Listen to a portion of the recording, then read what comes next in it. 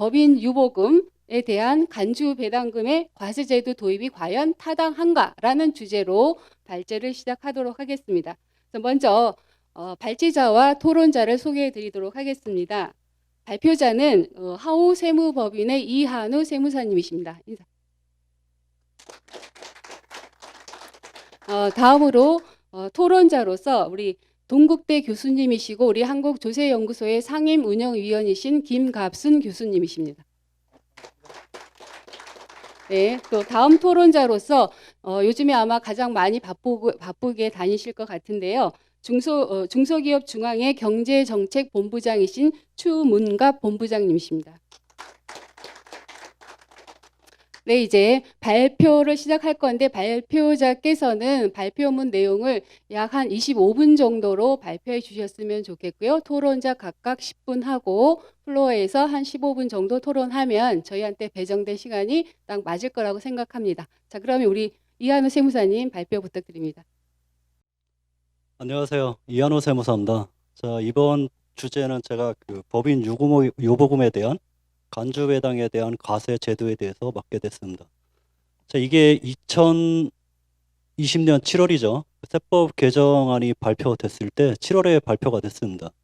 제가 그때 그 세제 개편안을 보면서 많은 개정사항이 있다는 거를 느꼈죠. 그래서 보다 보니까 아까 일주제로 했던 그 신탁세제도 많이 바뀌었고, 그 다음에 뭐 주택세제라든지 초과배당에 대한 증여세 과세라든지 많은 세제가 바뀌었습니다. 자, 그렇게 넘기면서 보다가 하나 이상한 조특법의 그 개인 유사 법인에 대한 간주배당 과세 제도 신설이라는 것을 봤죠. 그래서 사실 깜짝 놀래가지고 그 내용을 자세히 봤습니다. 자, 그랬더니 이게 무슨 얘기나 했더니 이익에 대해서 50%를 무조건 이제 법인으로 배당으로 봐서 배당으로 간주해서 소득세를 또 주주에게 소득세라든지 법인세를 과세하겠다는 거죠. 제가 그래서 그때 그 놀래서 이게 이런 제도가 어떻게 들어왔을까를 생각하고 여러 가지 인터넷 검색을 해봤습니다. 그래서 세무사회라든지 아니면 다른 중소기업 유관 단체들은 어떤 반응을 나타낼까 하고 봤더니 너무나 조용한 겁니다. 그래서 제가 그 세정 일부를 필두로 해서 이 법인 유보금 과세 제도는 철회해야 된다는 기고를 세정일보에 또 내고 세무사신문에도 냈습니다. 자, 그때는 이제 주로 실무적인 문제에 대해서 그 기고를 했던 거고, 자, 그러던 차에 우리 세무사회에서 이 세무포럼을 개최를 하고 이 세무포럼에 대한 그 1회 발제자로 저를 그 요청을 해주셔서 일단 세무사 회장님하고 세무사회의 그 임직원 분들하고 그 저후 계속 그 연락을 주고받았던 담당하신 분께 감사의 인사를 드립니다. 자, 그러면 이제 그 법인 유보금에 대한 간주 배당 과세 제도를 살펴보도록 하죠.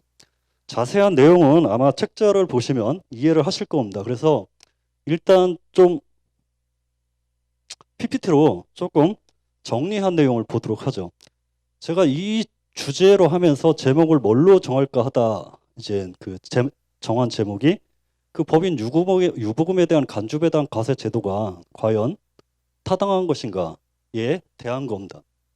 자, 제가 이것을 보면서 두 가지에 대해서 놀랐습니다. 첫 번째는 이 미실현 소득에 대한 과세를 어떻게 구성을 할까에 대한 이 창조적인 발생과 두 번째는 이제 그 이 제도를 살펴보면서 1968년부터 1985년까지 도입된 이 지상배당 과세 제도가 있습니다.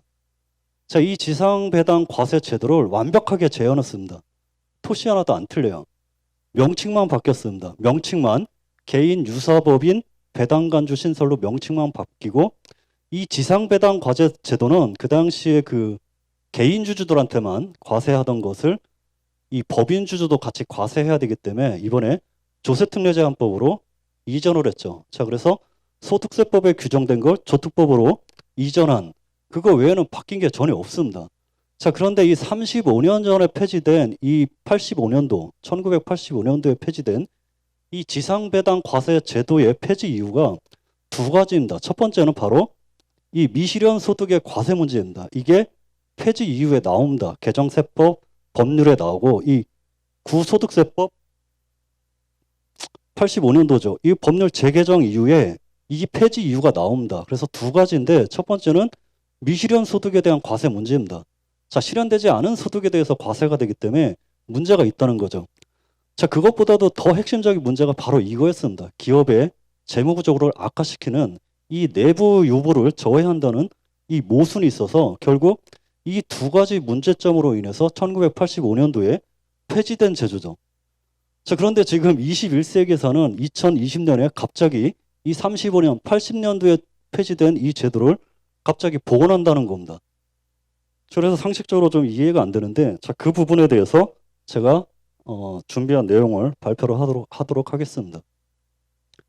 자, 우선 검토 순서를 보면 제가 이 두 가지 측면에서 검토를 했습니다. 첫 번째는 이제 입법 배경이 무엇일까와 그다음에 입법 영역이 어떻게 됐는지 이런 배당 간주, 법인 유보금에 대한 배당 간주 제도가 기존의 입법에 있었는지에 대해서 살펴보기 위해서 입법 배경과 영역을 살펴봤죠. 자, 그리고 두 가지 측면에서 접근을 했는데요. 그 첫 번째는 바로 요 세 가지 이론적 논리적으로 이게 타당한 것인가에 대한 이론적 논리적 검토를 했고, 자, 이게 이론적 논리적으로 타당하다 하더라도 그러면 이 법인 유보금에 대한 이 간주배당 과세 제도에 이 실무적인 문제점이 없는 거냐, 이 부분으로 두 가지로 나눠서 살펴봤고, 자, 그러면 기재부에서 제시한 그 세법 개정 문안의 문답 자료에 해외에도 이런 제도가 있다. 그래서 해외에 이런 제도가 있는데 그 제도가 바로 일본 동족회사 유보금 과세와 미국의 인적회사, 개인 지주회사라고 사례를 들었습니다. 자, 그래서 이 두 가지 사례를 봤는데 전혀 우리나라하고 다른 제도죠. 자, 그래서 이 일본과 미국 사례를 통해서 대안적인 방안을 한번 제시하고자 합니다.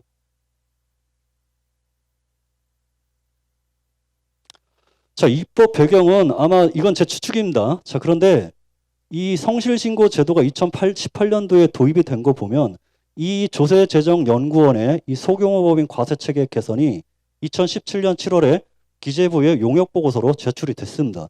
자, 여기서 두 가지를 개선안으로 냅니다. 그 첫 번째가 바로 법인, 그 개인 사업자에서 법인 사업자로 전환했거나 일부 부동산 임대소득, 수동적 소득이 있는 이 법인에 대해서 성실신고 확인 제도라는 게 2018년도에 들어왔죠. 자, 그리고 두 번째 제도로 이 개인 유사법인에 대해서 법인세 추가 과세에서 이 배당을 유도하는 이런 제안을 했었죠. 자, 그게 여기서 이 보고서에서 제안한 거는 이런 간주 배당이 아니라 이 법인의 수동적 소득, 즉 이자라든지 배다라든지 배당이라든지 이런 그 부동산 임대 소득에 대해서 법인세로 추가 과세하는 방안을 제시를 했습니다. 자, 그런데 2020년 세법 개정안에는 자, 그게 아니라 이 법인의 유보금에 대한 간주배당 과세 제도로 들어온 거죠. 자, 이 조항이 조세특례제한법 제104조의 33호로 신설이 됩니다. 정식 명칭은 개인 유사법인의 초과 유보소득 배당 간주 신설입니다. 자, 이것을 제가 조금 길어서 좀 쉽게 얘기하기 위해서 법인의 유보금에 대한 간주배당 과세 제도라고 명칭을 바꿔서 부르겠습니다. 자, 이거는 뭐 다 아는 내용이시니까 간단히 보고 넘어가는데, 자, 바로 이겁니다. 이익의 50% 넘으면 전부 간주배당으로 봐서 과세를 하겠다는 거죠. 자, 그래서 지급 시기도 법인세 신고 기간이고 귀속 시기도 결산 확정일이기 때문에 바로 이 법인세 신고 기간에 원천징수해서 신고납부하라는 거죠. 자, 그리고 실제 배당하지 않으면 실제 배당하는 경우 이 간주 배당은 차감을 해준다는 겁니다. 자, 근데 이 제도를 보면서 제가 더 놀라웠던 것은 바로 이 적용 시기입니다. 이렇게 지금 미실현 소득에 대한 과세와 새로운 소득에 대한 과세를 신설하면서 어떠한 전문가 토론이라든지 공청회도 없이 바로 2021년 1월 1일부터 개시하는 사업년부터 적용된다는 거죠. 자, 그러면 내년부터 이게 바로 시행이 된다는 얘기입니다.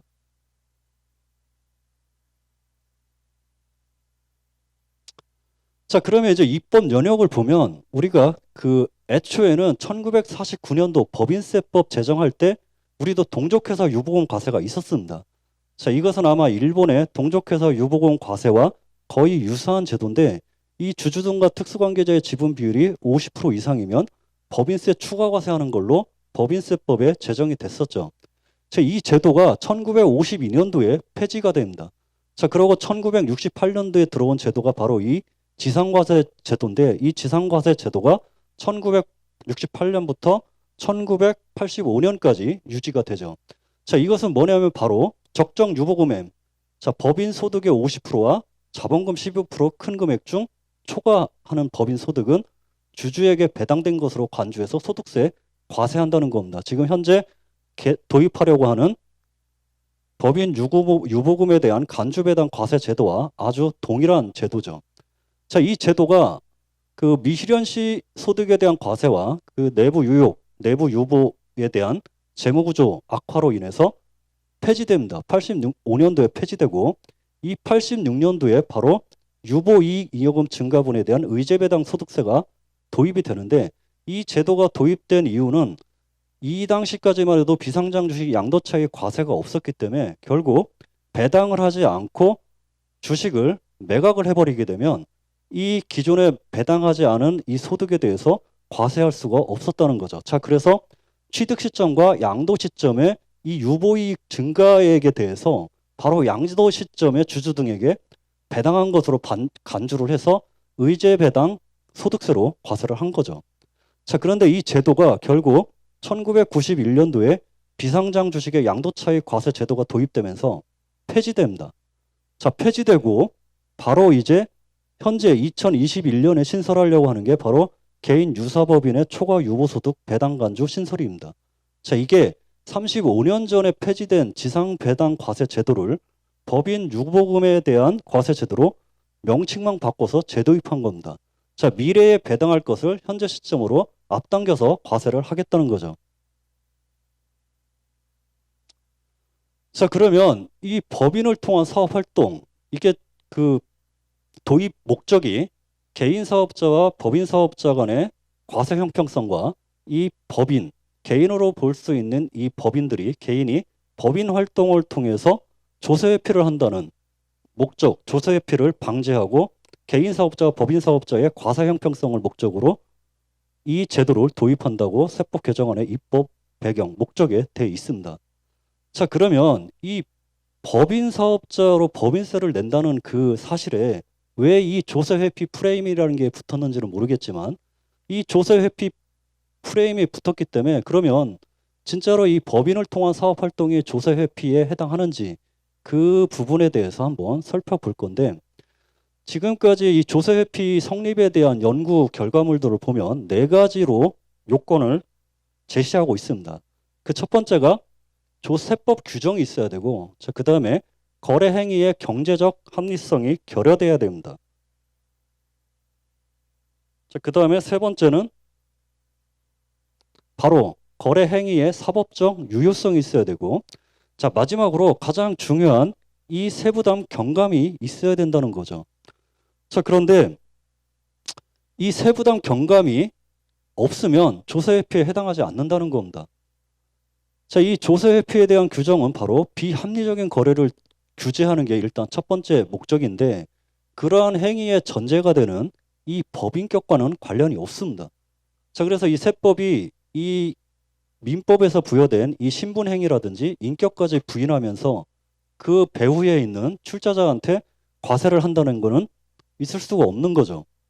자, 그래서 이 거래 행위의 전제가 되는 법인격과는 관련이 없지만 자, 그래도 정말로 이 법인 사업을 통한 사업 활동이 개인 사업자에 비해서 세금이 적게 내는지 한번 살펴볼 필요성이 있습니다. 자, 그래서 세부담의 경감이 일어나지 않으면 조세 회피가 성립되지 않기 때문에 이 사업 활동을 통해 벌어들인 소득에 대해 법인이 개인보다 더 적게 세금을 부담하는지를 실효세율로 한번 판단해 보자는 겁니다.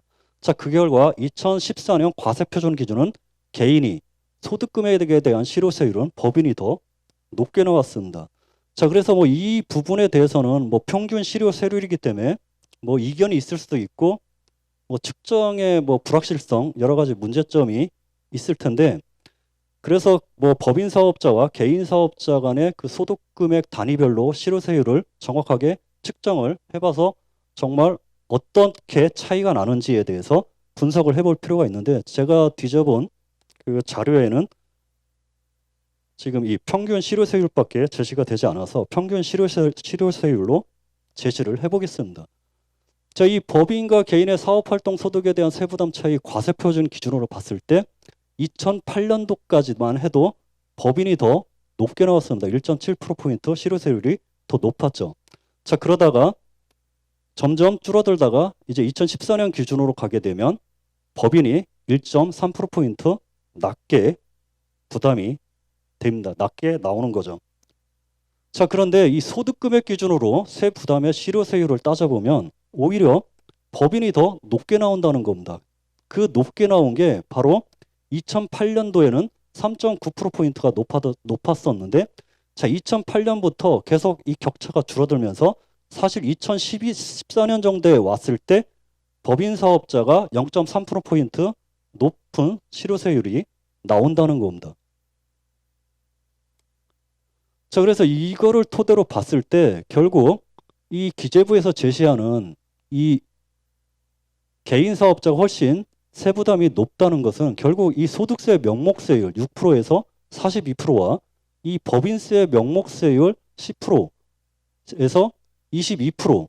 자, 이것을 보고 나타낸 착시 현상이 아닌가 하는 생각이 드는 거죠. 왜 그러냐면 제가 봤을 때는 이 소득세 명목세율이 높다고 하더라도 이 소득세는 부양가족 등에 대한 인적공제가 가능하고 물적공제라든지 각종 자녀세액공제 등 각종 소득공제와 세액공제를 적용받기 때문에 이러한 소득공제, 세액공제 적용받은 소득금액으로 실효세율을 따져보면 법인보다 그렇게 큰 격차가 나지는 않을 거라고 판단이 됩니다. 자, 그렇다면 이 사업을 통해 벌어들인 소득이 동일한 경우에는 법인 사업자든 개인 사업자들 간에 실제 부담하는 세금에 차이가 없기 때문에 과세 형평성 문제는 발생하지 않는다는 겁니다. 자, 그래서 이 과세 형평성 문제를 발생하지 않기 때문에 자, 그렇다면 이제 이 법인의 유보금을 과연 배당으로 간주해서 소득세로 과세하는 게 이론적으로 논리적으로 타당한지에 대해서 한번 살펴보자는 거죠. 자, 그랬을 때 비교 기준에 우리가 개별세법에 규정하고 있는 이 간주배당 과세 제도와 한번 비교를 해보겠습니다. 자, 그래서 우리가 간주배당 규정은 우리 소득세법과 법인세법에서 규정하고 있는데 자, 소득세법과 법인세법에서 규정하는 이 간주배당 규정은 거의 유사하기 때문에 법인세법상의 간주배당 위주로 살펴보고 자, 그 다음에 국제조세 조정에 관한 법률 조세피난처에 대한 특정 외국법인에 대한 간주배당 과세제도가 있습니다. 그 두 제도를 통해서 이 두 제도가 과연 그러한 입법 취지로 이 법인의 유보금에 대한 배당 간주가 포섭이 되는지 그 내용에 대해서 한번 살펴보도록 하죠. 자, 법인세법에 대한 검토입니다. 법인세법 제16조 제1호 내지 제6호로 규정되어 있는데 크게 아시다시피 두 가지로 규정이 되어 있습니다. 자, 두 가지. 첫 번째가 주식 소각 등에 따른 간주배당과 이익이익금 자본전입에 따른 간주배당인데 자, 법인세법 제16조 제1호 및 제4호 내지 제6호는 바로 주식을 소각한다든지 또는 감자한다든지 이런 해산한다든지 이런 그 자본구조 변경에 따라서 받는 그 대가와 주식을 취득할 때 취득가액과의 차액에 대해서 주식의 취득가액을 초과해서 대가를 받으면 그 초과 부분에 대해서 배당으로 간주해서 주주에게 과세를 하는 거기 때문에 경제적 이익에 대해서 과세를 하는 겁니다. 자, 그리고 이 잉여금 자본 전입도 마찬가지로 법인의 잉여금을 자본 전입하는 경우에는 무상주를 받고 이 잉여금의 자본 전입도 결국 잉여금이 감소하고 이익잉여금이 감소하고 자본금이 증가하면서 무상주를 받는 거고 자, 그렇다 그러면 현금 배당과 거의 실질적으로 다를 게 없기 때문에 없다는 거죠. 자, 그래서 이 법인세법상 검토를 보면 결국 이 주식 소각 등에 따른 간주 배당은 이 주식 소멸 대가가 취득가액 초과하면 이 주주가 주식 양도 차익과 같은 경제적 이익을 얻은 것이기 때문에 타당합니다. 자, 잉여금 자본 전입도 마찬가지로 현금 배당과 유사한 성격이 있기 때문에 간주 배당으로 구성해서 과세하는 게 타당하다고 볼 수 있는 거죠.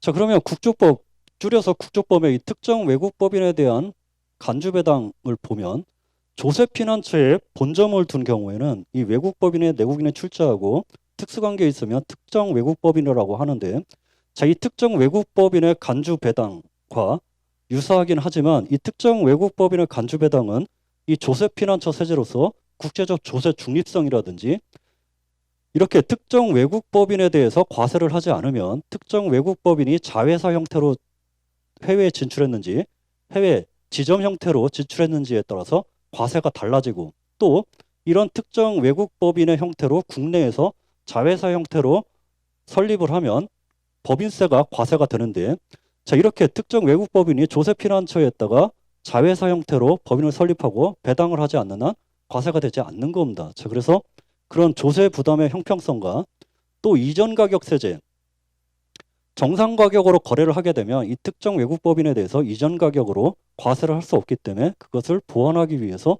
조세피난처에 대한 남용에 대한 대응 조치로 많은 나라들이 이 우리나라와 같은 특정 외국법인에 대한 배당 간주 제도를 가지고 있는 겁니다.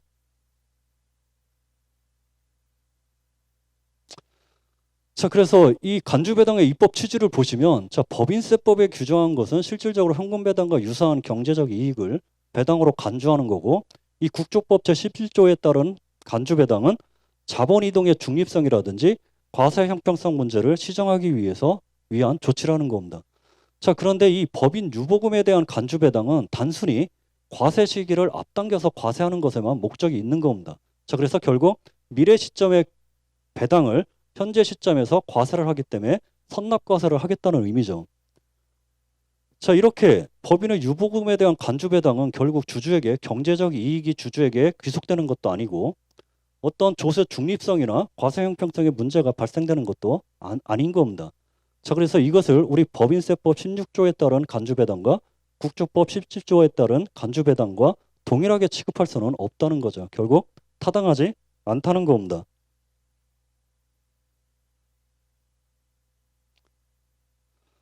자, 그러면 이번에는 이 입법안에 대해서 한번 살펴보도록 하죠. 이 입법안을 보시면 제가 진한 색으로 지금 칠해놨는데, 자, 조특법 140조의 34를 보면 대통령령으로 정하는 최대 주주 등과 그와 대통령령으로 정하는 특수관계에 있는 자가 80% 이상인 내국법인으로서 대통령령으로 정하는 요건을 충족하는 내국 법인이 사업소득 중 대통령령으로 정하는 유보소득이 2호 이거보다 큰 경우 배당받은 것으로 본다는데, 여기도 대통령으로 정하는 배당가능 소득의 100분의 50에 상당하는 금액. 자, 지금 대통령령이 5번이 나옵니다. 이 법령만 보고서는 도대체 이게 무엇에 대해서 어떻게 과세하겠다는 거지 전혀 알 수가 없는 입법 형태죠. 자, 그래서 이것을 5가지로 나눠보면 이 제일 중요한 게 제1항 내지 2항의 이 과세 대상 및 납세 의무자에 대한 규정인데, 자, 이것을 간주배당의 과세 요건이라고 칭하겠습니다.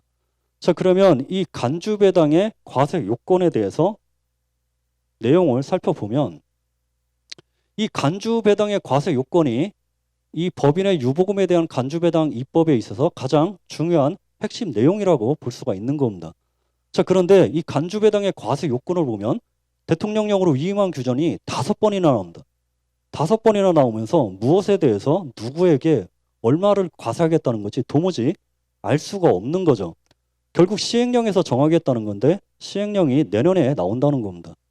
자, 이것은 제가 봤을 때 이 헌법에서 규정하고 있는 조세법률주의에 위배되기 때문에 이 조세법률주의 위배 여부에 대해서 한번 살펴보도록 하겠습니다.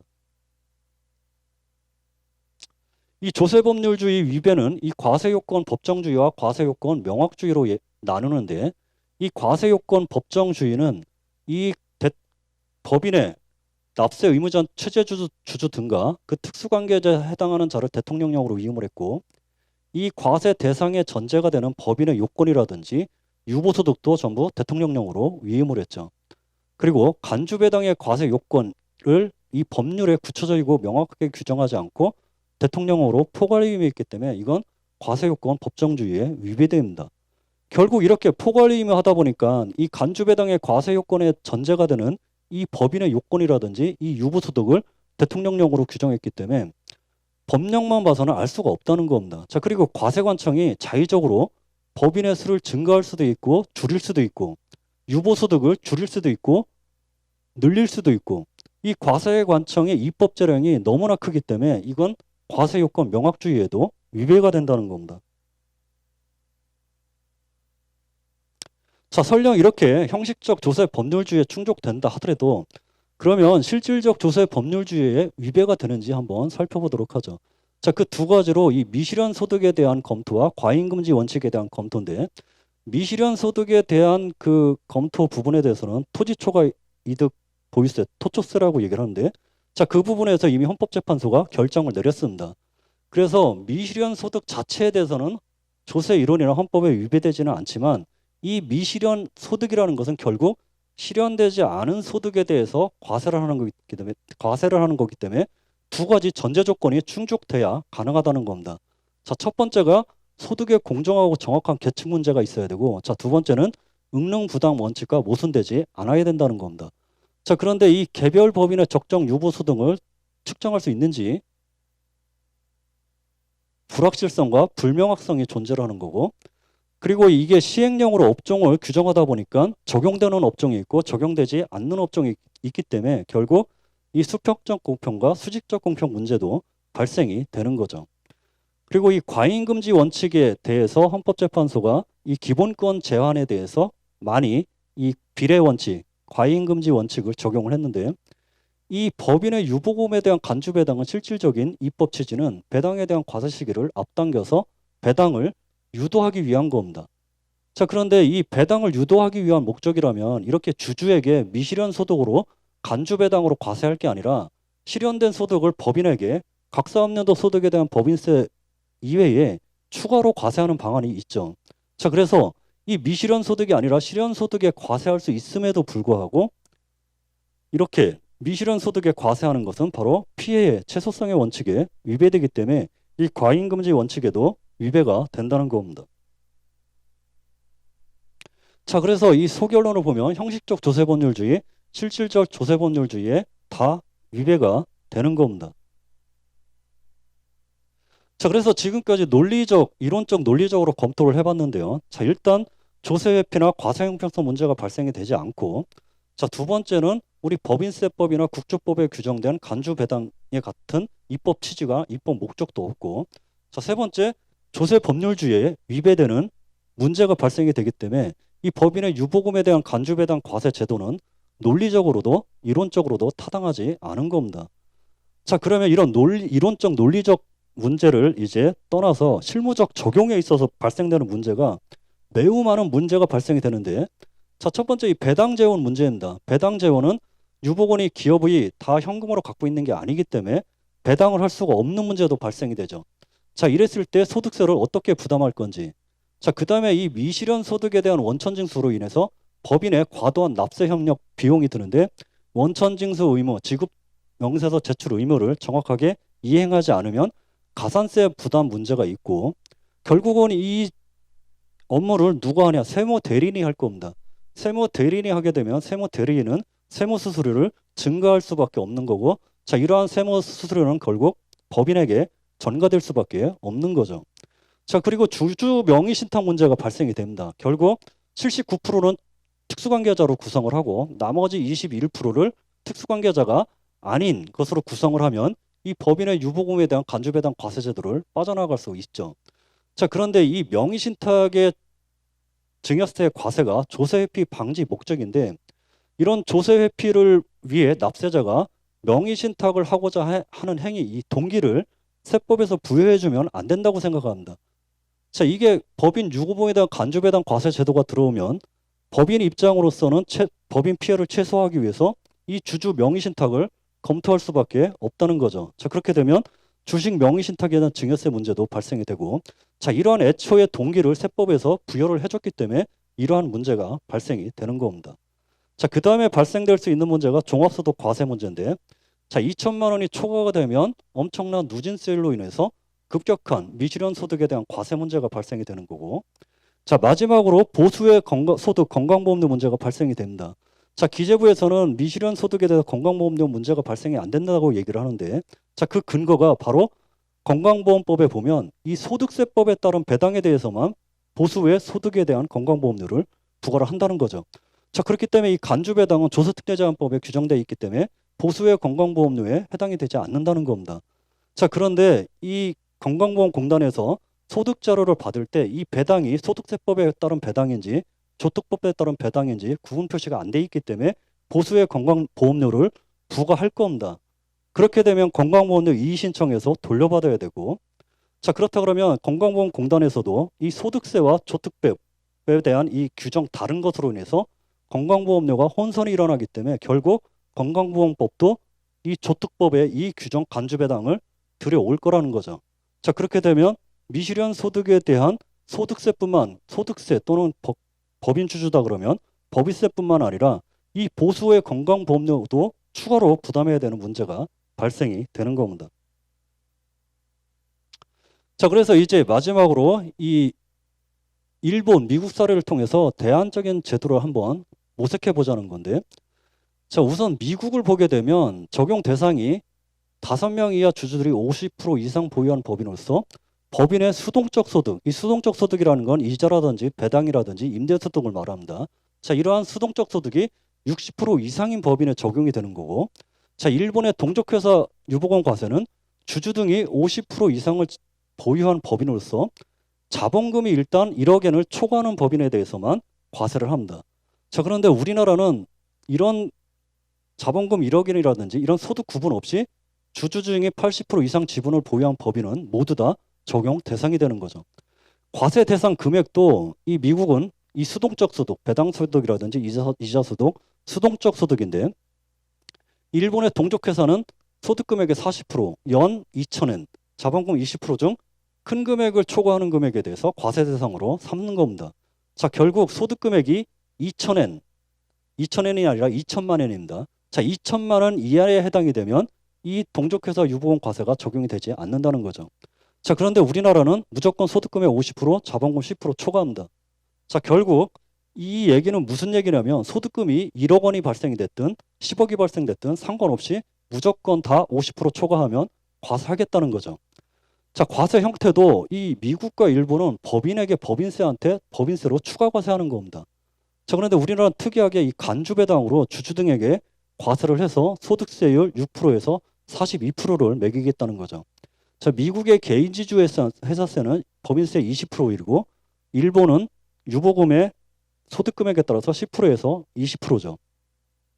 자, 그리고 실제 배당하는 경우는 우리나라는 뭐 간주배당은 차감해주기 때문에 이중과세가 발생이 안 되고, 자, 일본 같은 경우는 제가 이 부분을 확인하지는 못했지만 차감을 안 해주는 걸로 알고 있습니다. 그래서 이중과세가 되는 문제가 있고, 자, 미국 같은 경우는 이 법인에게 추가로 과세된 이 법인세 추가 과세된 소득금액에 대해서는 배당 지급공제로 해서 주주의 소득에서 차감하기 때문에 이중과세를 조정해주는 형태입니다.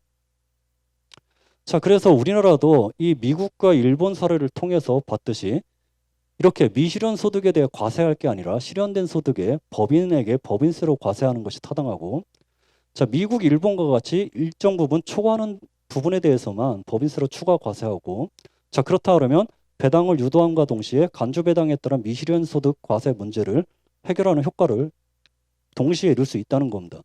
자, 이 제도를 도입하면서 일본과 같이 최소한 적용 배제 대상이라든지 미국과 같은 이중과세 조정 장치를 마련해 주는 것이 타당하고, 자, 이렇게 일본 같은 경우는 자본금이 1억 엔 이하인 경우 법인 소득 2천만 엔 이하인 경우에는 법인세가 추가 과세되지 않는다는 겁니다.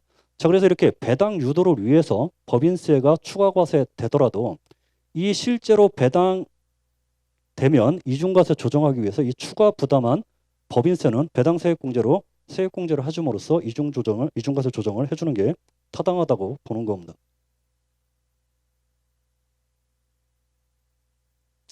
자, 결론으로 이제 마치겠습니다. 제가 생각한 결론은 이 세금이라는 것은 조세, 그러니까 국가의 재정 수익 확보를 위해서 이 수단으로서 국가의 운영을 지출하기 위해서 반대급 없이 징수하는 건데, 이 국가의 재정 수익을 확보하는 하나의 수단으로 이 세금이 운영돼야지 이게 목적으로 변질돼서 이 세금이 재정 수익 확보의 유일한 목적이 되는 경우에는 바로 이렇게 법인의 유보금에 대한 간주배당 과세 제도와 같이 조세 법률주의가 형해화되는 문제가 된다는 겁니다. 자, 그래서 납세자의 피해가 덜 가는 방향으로 법인세 추가 과세하고 입법 목적인 배당 유도를 달성할 수 있음에도 불구하고 이렇게 법인의 유보금에 대해서 간주배당 과세하는 것은 타당하지 않다는 겁니다.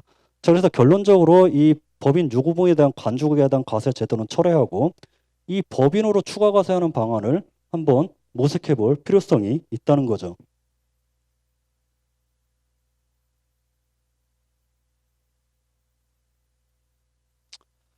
자, 우리나라는 중소기업 대부분이 가족기업입니다. 자, 이러한 중소기업 가족기업이 경제 기여도라든지 고용 창출 등을 무시하고 이 배당을 하지 않는다고 해서 무조건 조세회피 집단으로 몰아가는 것은 지양해야 된다고 생각이 됩니다. 그리고 우리나라 조세법률은 매년 200페이지, 300페이지씩 바뀌다 보니까 이 조세 전문가인 세무사도 이해하기 어려운 매우 난해한 복잡한 구조로 되어 있는데, 자, 이 조세를 재정 수익 확보를 위한 수단이 아니라 목적에 치중이 돼서 특정 납세자군에는 감면을 해주고 특정 납세자군에는 중과를 해주는 등 이게 매년 반복적인 형태를 취하고 있고, 어떤 과세 제도는 폐지했다가 약간의 변형만 가해서 다시 도입하는 등 이 수도 없이 반복적인 형태가 계속 되어 왔습니다. 자, 그래서 이제 좀 이 세법 개정을 그만 좀 멈추었으면 하는 바람으로 제 결론을 마무리 짓고, 제가 이 허균의 호민론을 마지막으로 해서 마치도록 하겠습니다. 이렇게 이러한 제도가 들어온 이유는 우리 조세 전문가 집단인 우리 세무사뿐만 아니라 우리 세무사회의 책임도 있다고 봅니다. 자, 그래서 우리 허균의 이 호민론에서는 바로 이 항민과 원민, 호민으로 나눠서 항민은 이렇게 부조리한 걸 받아들이고 원민은 탓하기만 하죠. 자, 호민은 이런 부조리에 대해서 도전하는 겁니다. 지금까지 우리 조세제도에 대한 이런 개정사항이라든지 이런 부분들에 대해서 우리 세무사라나 우리 조세 전문가 단체인 세무사회는 결국 이 항민이나 원민 받아들이고 원망만 했지 한 번도 이렇게 부조리하다고 지금과 같은 이런 세무 프로그램을 통해서 제시를 한 적이 없습니다. 그 점에 대해서는 제가 우리 세무사 회장님에게 감사의 인사를 드립니다. 자, 그래서 제가 마지막으로 이 우리 세무사 전문가 집단이 바로 호민이 돼서 그 조세 관련된 호민이 돼서 그 첫 번째 출발점으로 이 법인의 유보금에 대한 간주배당 과세 제도의 철회에 앞장에 서서 조금 더 노력을 했으면 좋겠습니다. 이상으로 발표를 마치겠습니다. 감사합니다.